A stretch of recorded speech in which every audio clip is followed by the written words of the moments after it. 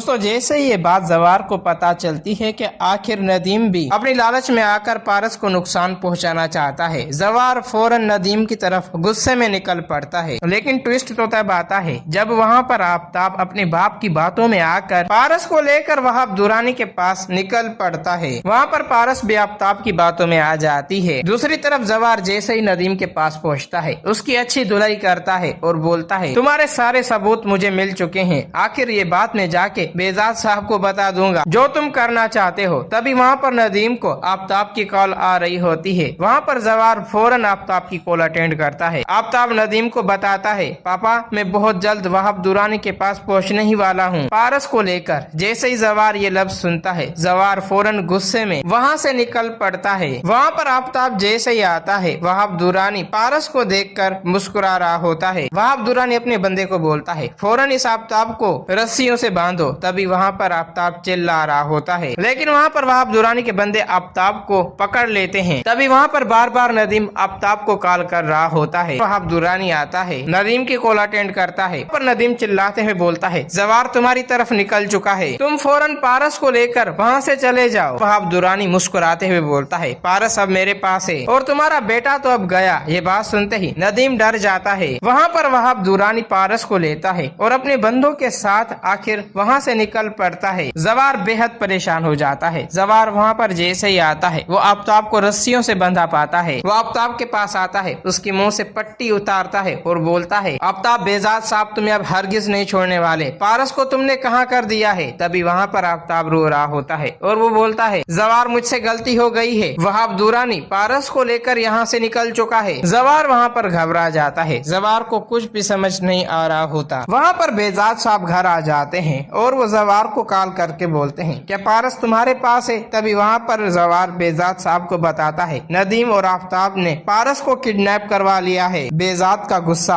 और भी बढ़ जाता है। वहाब दुरानी पारस को एक रूम में बंद कर देता है। वहाँ पर पारस बड़ी होशियारी से वहाब दुरानी के बंदे से मोबाइल चुरा लेती है और वो देर ही नहीं करती, जवार को कॉल करती है और उसे अपना एड्रेस बता देती है। जवार फौरन आखिर पारस के पास निकल पड़ता है। दोस्तों जैसे ही बेजाद साहब अपनी बहन के घर आते हैं वहाँ पर नदीम बेजाद साहब के पाँव पे गिर जाता है और उसे रोते हुए बोलता है मुझसे गलती हो गई, मुझे माफ कर दें। तभी वहाँ पर बेजाद साहब गुस्से में आकर नदीम को घर से धक्के देकर निकाल देता है और अपनी बहन को बोलता है तुम्हें जहाँ जाना है चली जाओ, अब तुम्हारे लिए मेरे इस घर में कोई जगह नहीं है। और वहाँ पर बेजाद साहब सारी प्रॉपर्टी नदीम से छीन लेता है। वहाँ पर जवार जैसे ही आता है बड़ी होशियारी से पारस को बचा लेता है, पारस को वहाँ से लेके चला जाता है। वहाब दुरानी जैसे ही रूम में आता है वो पारस को नहीं पाता, जिसकी वजह से वो चिल्लाते हुए बोलता है जवार तुमने एक बार फिर मुझे चकमा दे दिया, लेकिन अब मुझे सबसे पहले तुम्हें ही खत्म करना होगा। जवार पारस को लेकर बेजाद साहब के पास पहुंच जाता है। बेजाद साहब जैसे ही पारस को देखता है वो फौरन पारस को गले लगा लेता है और बोलता है पारस बेटी क्या तुम ठीक हो। तभी पारस मुस्कुराते हुए बोलती है पापा मुझे जवार के होते हुए कुछ भी नहीं हो सकता। और पारस के दिल में जवार के लिए मोहब्बत पैदा हो जाती है। दोस्तों अगर आप लोगों को ये वीडियो अच्छी लगी है तो इस वीडियो को लाइक करें।